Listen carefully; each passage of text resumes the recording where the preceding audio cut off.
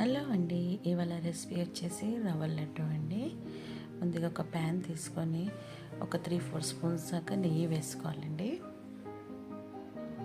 నెయ్యి వేసుకున్నాక కాజు బాదం వేయించుకోవాలి నెయ్యిలో. లైట్గా గోల్డెన్ కలర్ అయ్యాక తీసేసుకోవాలండి. అదే నెయ్యిలో 3 గ్లాస్ రవ్వ వేసుకోవాలి. మంచి చిన్న మంట పైన గోల్డెన్ కలర్ వచ్చేదాకా వేయించుకోవాలండి. లైట్ గోల్డెన్ కలర్ వరకు పచ్చివాసన మొత్తం పోవాలి. మళ్ళీగా ఎండిన కొబ్బరి అండి, తురుముకొనన్నా లేకపోతే మిక్సీ పట్టి అన్నా వేసుకోవాలి. పచ్చి కొబ్బరి ఉంటే పచ్చి కొబ్బరి అయినా వేసుకోవచ్చు.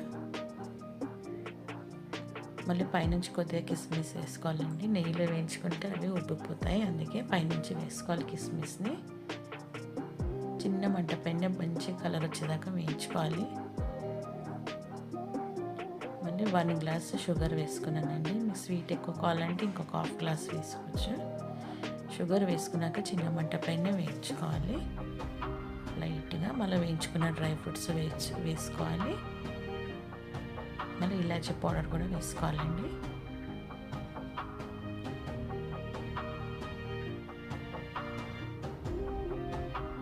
మళ్ళీ 1 గ్లాస్ మిల్క్ వేసుకోవాలి. 3 గ్లాస్ రవ్వకి 1 గ్లాస్ మిల్క్ వేసుకొని కాసేపు కలుపుకొని గ్యాస్ ఆఫ్ చేసుకోవాలండి.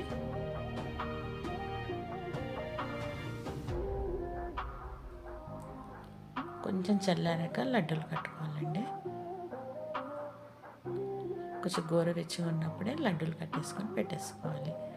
అంతే అండి, సింపుల్గా ఈజీగా అయిపోయి రవ్వ లడ్డు అండి.